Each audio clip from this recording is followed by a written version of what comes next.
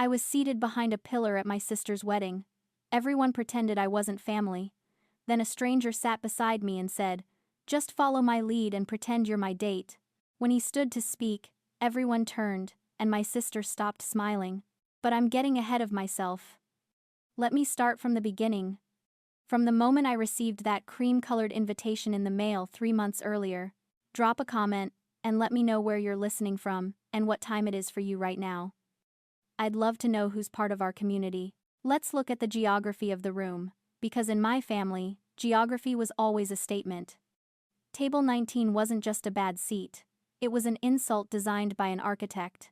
It was jammed directly against the swinging doors of the kitchen service entrance. Every 45 seconds, a waiter would burst through with a tray of salmon, hitting me with a breeze of fish and panic. I looked down at my place card. It was written in beautiful, sweeping gold calligraphy, Megan. With an extra A. My sister has known me for 28 years. She has shared a bathroom with me. She knows how to spell my name. That extra vowel wasn't a typo. It was apathy. It was a clear signal that the person approving the proofs hadn't bothered to double-check the guest list because the guest didn't matter. To my left sat a distant cousin I hadn't seen since I was 12, who was currently trying to explain cryptocurrency to a bread roll. To my right sat the DJ's equipment cases. And next to them sat the stranger.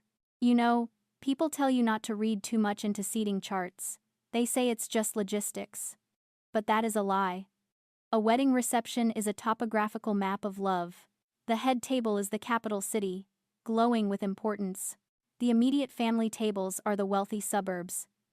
And table 19? This was exile. This was the Siberian gulag of the reception. It is the table of rejection. It exists to tell you, with absolute spatial precision, exactly what your emotional market value is to the bride. My value was apparently 0. I looked across the vast expanse of the room. Through the gaps in the crowd, I could see Courtney at the head table. She was holding court, laughing, throwing her head back so the light would catch her diamonds. She looked perfect. She looked like the main character. And she hadn't looked in my direction once. I turned my attention to the man beside me. He didn't fit the exile vibe. He was wearing a charcoal suit that was tailored within an inch of its life, the kind of fabric that absorbs light rather than reflecting it. He wasn't drinking. He wasn't eating the bread rolls. He was watching the service staff. His eyes tracked every waiter, every pour, every clearing of a plate with a terrifying intensity. I picked up my empty wine glass. It was a reflex. I held it up to the chandelier light, tilting it 45 degrees. I wasn't looking for wine. I was looking for the vessel's integrity. There was a faint, almost invisible film near the rim, detergent residue. At a venue like Sterling Estate, that was a capital offense. It meant the rinse cycle on their glass washer was off by maybe 5 degrees or 10 seconds. It meant the first sip of champagne would taste like soap and metallic failure. "It's not sediment," a deep voice said. I lowered the glass. The stranger was looking at me. He wasn't looking at my face, though. He was looking at my hand on the stem of the glass. "It's detergent," I said, my voice low. "High alkaline commercial sanitizer. If they pour the brute into this, the bubbles will die in 30 seconds. It flatlines the effervescence." The stranger turned in his chair, giving me his full attention, for the first time. His eyes were dark, intelligent, and completely unamused by the party around us. "Most people would just ask for a refill," he said. "You're analyzing the chemical composition of the dishwasher." "I'm not most people," I said, setting the glass down with a sharp click. "And this is a $12 million venue. The glassware should be invisible." He cracked a smile. It was small, barely there, but it changed his whole face. "You're in the industry." "Something like that," I said. "I'm Megan, the sister of the bride, the one seated behind the pillar." "Alexander," he said. The guy seated next to the DJ equipment. He didn't offer a handshake. He just looked at me with a sudden, sharp curiosity, like I was a vintage he hadn't encountered before. He realized I wasn't just a disgruntled guest complaining about a dirty glass. He realized I knew exactly what I was looking at. And for the first time all day, someone was actually seeing me. To understand why I was sitting at the table for unwanted guests, you have to understand what my mother tells people I do for a living. If you ask Susan, she'll sigh, lower her voice, and say, "Megan works in service, she pours drinks." It's a half-truth designed to solicit pity. Here is the whole truth. I am not a bartender, I am a certified sommelier, and I am 6 months away from sitting for my Master of Wine exam. Do you know how many people hold that title in the world? Fewer than 500. To get there, I have memorized the soil composition of every major vineyard, from Bordeaux to the Barossa Valley. I can blind taste a Pinot Noir and tell you not just the vintage, but which side of the hill the grapes grew on. But in my family, if you wear an apron or carry a tray, even if you are carrying a bottle worth more than a mid-sized sedan, you are the help. There is a specific kind of loneliness that comes from possessing invisible competence. You spend years honing a craft, bleeding for it, studying until your eyes blur, only to come home and have your achievements treated like a dirty secret. They didn't see the discipline, they only saw the service. To them, my expertise wasn't a career, it was servitude. It was something to be used, not celebrated. And they certainly used it. 6 months ago, when Courtney started planning this wedding, she had a vision board that was 90% aesthetic and 10% reality. She wanted the Sterling Estate experience. She wanted the vintage list that usually requires a membership and a 5-year wait. You know people, right? She asked me, over a brunch I paid for. Can't you pull some strings? I could. And I did. I called in favors I had been banking for 3 years. I used my industry discount. I secured 5 cases of a 2012 Cabernet that was rated 98 points. The retail cost would have been $24,000. With my connections, I got it down to $12,000. I brought the invoice to my mother. I was proud. I thought, for once, they would see the value of what I did. I thought this was my ticket to the inner circle. My mother looked at the invoice, then at me. 12,000? That's still a lot, Megan. We've already maxed the budget on the florals and Courtney's dress. It's half price, I said. It's a miracle I got this allocation at all. Well, she said, tapping her manicured nail on the paper, since you aren't in the bridal party, this can be your contribution. It's only fair.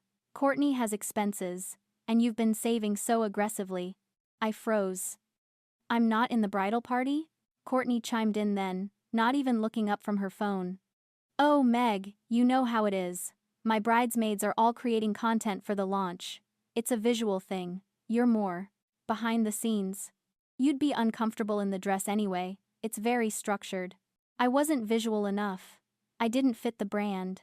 I didn't cry. I didn't scream. I felt that cold, clinical clarity wash over me. They didn't want me standing next to the bride. They wanted me to subsidize her. They wanted the fruits of my labor without having to acknowledge the labor itself. I wrote the check. $12,000. It was the down payment on a house I hadn't bought yet. It was my safety net. I handed it over because I was still operating under the delusion that you could buy your way into your family's heart if you just offered enough value. I looked at the invoice again. I had paid for the wine they were currently drinking. I had paid for the liquid courage fueling their toasts. And in return, they had seated me next to the kitchen so I wouldn't ruin the aesthetic. I looked at Alexander. He was watching me with an intensity that made me feel exposed. You picked the wine list, he said. It wasn't a question. I picked it, I said. And I paid for it. He swirled his glass, watching the legs of the wine drip down the side. Then it's a shame, he said softly, that they don't know what they're drinking. Let's talk about the service demand, because nothing clarifies your status in a hierarchy quite like being mistaken for the help. The reception was hitting that frantic mid-dinner lull. The servers were sweating. The kitchen doors were swinging so fast they were creating a wind tunnel. And that's when Susan appeared. My mother didn't walk, she marched. She had that specific, tight-lipped expression she wore when the world wasn't performing to her specifications. She stopped at our table. She didn't look at me. She didn't look at Alexander. She looked at the empty space on the table, where a water pitcher should have been. Then she snapped her fingers. Twice. Right in front of my face. Megan, she said, her voice sharp enough to cut glass. Get up. I blinked. Hello to you too, Mom. Don't be smart, we're short-staffed. The agency sent 3 fewer servers than we paid for, and the VIP investors table Tyler's Investors has been waiting 10 minutes for a refill on the Chardonnay. I need you to jump in. I set my fork down slowly. You want me to pour wine? It's basically what you do anyway, she said, waving a hand dismissively. You know how to hold a bottle. You know the etiquette. Just grab an apron from the back and help out for an hour. Tyler is freaking out. These investors are crucial for his distribution deal. The humiliation was so precise, it felt choreographed. She wasn't asking for a favor. She was reassigning my role.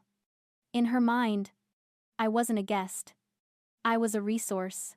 I was a backup generator she could switch on when the power failed. I looked at Alexander. He had stopped eating. He was watching my mother with a look of cold, clinical fascination, like a biologist observing a particularly venomous snake. I'm wearing a cocktail dress, Mom, I said. I'm a guest. Your family, she hissed. Family pitches in. Look at Courtney, she's exhausted trying to keep everyone happy. Stop being selfish. Just pour the damn wine. It was the selfish that did it. That word has been the weapon of choice in my house for 20 years. If I wanted to study instead of clean, I was selfish. If I wanted to save money instead of buying Courtney a gift, I was selfish. And now, if I didn't want to serve drinks to the people my sister was trying to impress, I was selfish. Alexander moved. He didn't stand up. He didn't raise his voice. He simply lifted a single finger. A server, a harried young man with a tray of empty glasses, stopped dead in his tracks. He looked at Alexander, eyes wide, and immediately abandoned his route to the kitchen. He rushed to our table. Sir? The waiter asked, breathless. Water for the lady, Alexander said, his voice low and smooth. And bring a fresh bottle of the sparkling for this table. Make sure it's chilled properly this time. The waiter nodded vigorously. Of course, sir, right away. My mother stared. She looked at the waiter, then at Alexander, then back at the waiter. She had been barking orders at the staff all night with 0 results. This stranger moved a finger, and the staff practically saluted. Who are you? She demanded. I'm Alexander, he said. He picked up his fork again. And Megan isn't pouring wine tonight. She's dining. Excuse me? My mother's voice rose an octave. This is my daughter. I decide. No, I said. The word felt heavy and solid in my mouth. I decide. I looked my mother in the eye. For the first time, I didn't feel the urge to explain or apologize. I didn't feel the need to offer a compromise. I paid for the wine, Mom. I'm not pouring it. If Tyler needs help impressing his investors, maybe he should have hired enough staff. My mother's face went rigid. She opened her mouth, closed it, and then let out a huff of pure indignation. Fine. If you want to ruin your sister's night over your pride, be my guest. But don't expect a thank you later. She spun on her heel and marched away. I let out a breath I felt like I'd been holding since I was 12. My hands were shaking. Just a little. Under the table. Nice work, Alexander said. She's going to make me pay for that, I said. For the next 10 years. She can try, he said. He took a sip of his water, his eyes never leaving my face. But the invoice is already paid. Then came the vinegar vintage. If you know anything about wine, you know that the 1945 vintage is the holy grail. It is the victory vintage, bottled at the end of the war. It is legendary, scarce, and ruinously expensive. So when Tyler tapped his spoon against his champagne flute and called for silence, holding up a magnum of what looked like a 1945 Chateau Mouton Rothschild, the room didn't just go quiet, it stopped breathing. Ladies and gentlemen, Tyler announced, his voice booming with the unearned confidence of a man who has never been told no. Tonight is about excellence. It is about the best of the best. And to honor my new investors, who are here to help me take our vision to the next level, I wanted to share something truly historic. He signaled the head waiter. The waiter, looking terrified, began to work the corkscrew. From my seat behind the pillar, I leaned forward. I wasn't looking at the label. I was watching the cork. A cork that old should be fragile. It should be soaked through, black with age, crumbling at the touch. This cork came out with a solid, wet pop that echoed in the silence. And then the smell hit me. A layman wouldn't have noticed it from 20 feet away. But I have trained my nose to detect a single bruised peach in a vat of Chardonnay. The scent drifting from that open bottle wasn't victory. It was volatile acidity. It smelled like nail polish remover and salad dressing. That wine wasn't just tired. It was dead. It was vinegar. I knew exactly what had happened. Tyler had bought a counterfeit. He'd probably found a deal online, thinking he could outsmart the market, and bought a refilled bottle from a fraudster. If he poured that swill for the investors, men who spent their weekends in Napa and Bordeaux, he wouldn't just look cheap, he would look incompetent. He would look like a man who couldn't tell the difference between treasure and trash. It would kill his deal. I stood up. "Sit down," Alexander whispered. "What are you doing?" "I have to stop him," I said. "He's about to commit professional suicide." I didn't wait for permission. I walked quickly toward the head table, keeping my head down, trying to be discreet. Tyler was holding the bottle by the punt, ready to pour the first splash into the lead investor's glass. I caught his elbow. "Tyler," I whispered, urgent and low. "Don't pour it." He recoiled like I had burned him. "What are you doing? Sit down, Megan." "The wine," I hissed. "I can smell it from the back of the room. It's corked. It's turned. If you pour that, you're going to humiliate yourself." The room was silent. Everyone was watching. This was the moment. This was the moment where a normal family would say, "Thank you, the expert is speaking." But we aren't a normal family. We are a system, and in this system, I am the scapegoat. See, a scapegoat has a utility. I realized it right then, looking at Courtney's face. They don't hate me, they need me. They need me to be the loser, so they can feel like winners. They need me to be the jealous, bitter disaster so they can be the benevolent, successful royalty. If I am right, then they are foolish. And they cannot survive being foolish. So I had to be wrong. Courtney let out a high, tinkling laugh. It was a sound made of glass shards. "Oh, Megan," she said, loud enough for the back row to hear. "You really can't help yourself, can you? You're just jealous you aren't getting a glass." "Courtney." "I'm serious. It's a $10,000 bottle, Megan," Tyler sneered, pulling his arm away. "Stick to the house red. You wouldn't have the palate for this anyway. Go back to your table." "I am trying to save you," I said, my voice shaking. "You're trying to ruin the moment," Courtney said, her smile dropping into a sneer. "Because that's what you do, you're petty. Now get out of the way before you break something." The investors were watching. My mother was glaring daggers at me. The humiliation was hot and thick in my throat. I had offered them my expertise, my protection, and my dignity, and they had thrown it back in my face because the narrative of jealous Megan was more important to them than the truth. I felt a hand on my arm. It was Alexander. He had followed me up. He didn't look at Tyler, he looked at me. His expression was calm, almost terrifyingly peaceful. "You told them," he said softly. "It's vinegar," I whispered. "It's going to ruin him." Alexander looked at Tyler, who was sneering at us, holding his counterfeit trophy high. Then he looked back at me. "You did your job," Alexander said. "You warned them. Now, let them drink it." He gently guided me back to the pillar. I sat down. I folded my hands. And I watched Tyler tilt the bottle over the investor's glass. The wine hit the glass with a color that was all wrong. It wasn't the deep, vibrant garnet of a well-aged Bordeaux. It was muddy. It looked like brick dust suspended in water. Tyler didn't notice. He was too busy preening, his smile wide and plastic, waiting for the applause. The lead investor, a man named Mr. Henderson, who had made his fortune in Napa real estate, lifted the glass. He swirled it. He frowned. He brought it to his nose, and his head jerked back, as if he'd inhaled ammonia. He didn't drink it. He set the glass down on the table with a heavy, deliberate thud. "What is this?" Henderson asked. His voice wasn't loud, but it carried to the back of the room. Tyler laughed nervously. "It's the 45, sir. The Victory vintage. I know it's intense, but..." "It's swill," Henderson said. It's salad dressing.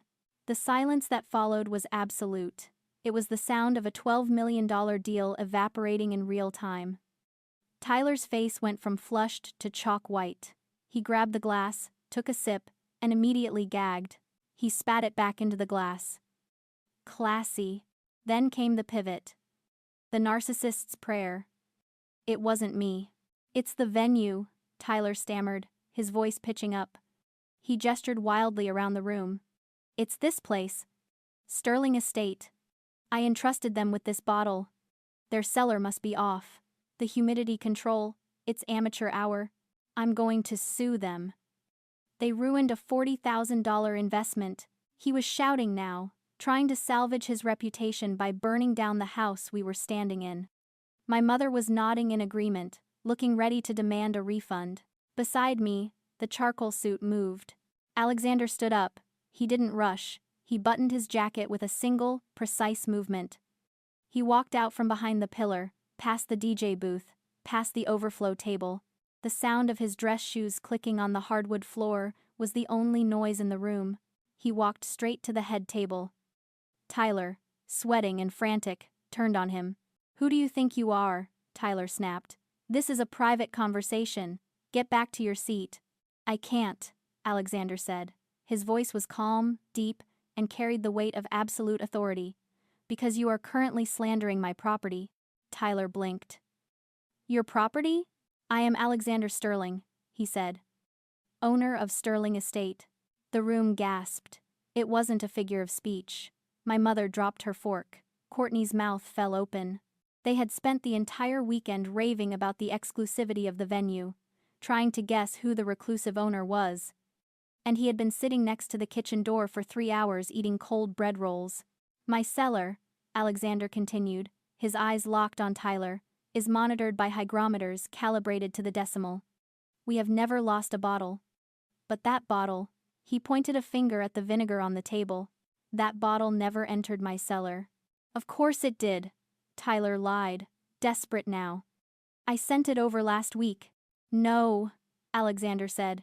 You brought it in this morning in a gym bag. My staff logged it.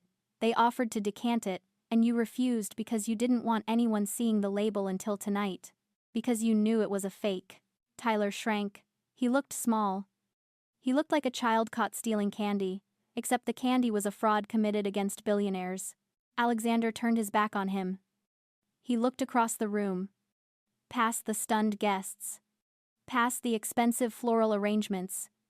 Directly at me behind the pillar. But we don't have to guess, Alexander said. We have an expert in the room. One who identified the volatile acidity from 30 feet away while you were busy insulting her. He gestured to me. Megan, he said. Would you please come here? I stood up. My legs felt like jelly, but my spine was steel. I walked across the floor. I didn't look at my mother. I didn't look at Courtney. I walked right up to the head table. Alexander picked up the glass Henderson had rejected. He handed it to me. Tell them what they're drinking, he said. I didn't sip it. I didn't need to. I nosed it. Acetic acid, I said into the silence. Ethyl acetate. And underneath that, cheap oak chips used to mask poor quality grapes. This isn't a Chateau Mouton. It's a $15 table wine that's been cooked in a car trunk and recorked. I set the glass down. It's garbage, I said. Mr. Henderson looked at me. Then he looked at Tyler. He stood up, buttoned his jacket, and looked at his partners. Gentlemen, he said. I think we're done here. They walked out. They didn't even look back. Tyler slumped into his chair, head in his hands. The deal was dead. The wedding was a crime scene. And Alexander Sterling was standing next to me, looking at me like I was the only thing in the room that had any value at all. Right then, Alexander said to the room at large. The bar is closed. You don't have to go home, but you can't stay here. The aftermath wasn't loud. It was efficient. When $12 million walks out the door, it sucks the oxygen right out of the room. Mr. Henderson and his associates didn't make a scene. They just checked their watches, made a few quiet phone calls, and vanished into the night. Tyler was still sitting at the head table, staring at the empty chairs where his future used to be. My mother was standing by the cake table, looking at me with a mixture of terror and confusion. She had spent 20 years trying to keep me in the back of the house, and now I was the only person standing in the spotlight. Alexander turned to the wedding planner, who was currently hiding behind a flower arrangement. "Please escort the party off the premises," he said. His voice was calm, businesslike. "They have 30 minutes to clear the venue. Send the bill for the overtime and the damages to the groom." "Damages?" Courtney squawked. Her mascara was running. "We didn't break anything." "You tried to serve vinegar in my house," Alexander said, not even looking at her. "That damages the brand." He turned to me. The hardness in his eyes vanished. He looked at the wine stain on my hand where I'd held the glass. He reached into his jacket pocket and pulled out a silk handkerchief, handing it to me. "I have a vacancy," he said. "At the venue?" I asked. "At the company," he said. "Director of operations for the entire hospitality group, based in Napa. You'd be running the cellar, the tasting programs, and quality control for all 5 estates." I blinked. "I live in Denver. My job is there." "Your job is serving people who don't know what they're drinking," he said. "I'm offering you a position where your palate is the final authority. The salary is triple what you're making now. And it comes with a cottage on the vineyard. No roommates. No noise, just vines." I looked at my family. Tyler was weeping into his hands. Courtney was screaming at the wedding planner. My mother was looking at me, opening her mouth to speak, probably to ask me to fix this, to ask me to apologize to Tyler, to ask me to pour more wine to smooth it over. I didn't give her the chance. "I accept," I said. "Good," Alexander said. "The car is waiting." I didn't say goodbye. I didn't hug anyone. I didn't ask for my $12,000 back, because honestly, that money was a severance package. It was the cost of buying my freedom. I walked out of the ballroom. The air outside was cool and smelled of jasmine and expensive decisions. As I walked down the stone path toward Alexander's waiting car, I pulled my phone out of my clutch. I opened the family group chat, the one where they planned brunches I wasn't invited to. The one where they shared photos of a life I was excluded from. I didn't type a dramatic exit speech. I didn't explain myself. I just hit leave conversation and delete. Alexander was waiting by the car. He opened the door for me, but before we got in, he paused. "One last thing," he said. He led me around the side of the main building to a private terrace that overlooked the entire valley. There was a small table there, set with 2 glasses and a bottle. A real bottle. He poured. The liquid was dark, rich, and perfect. "To the overflow table," he said, raising his glass. "To building your own table," I said. We drank. It tasted like oak, blackberries, and absolute victory. If you've ever had to build your own table because they wouldn't give you a seat at theirs, share this story. You are worth more than their silence.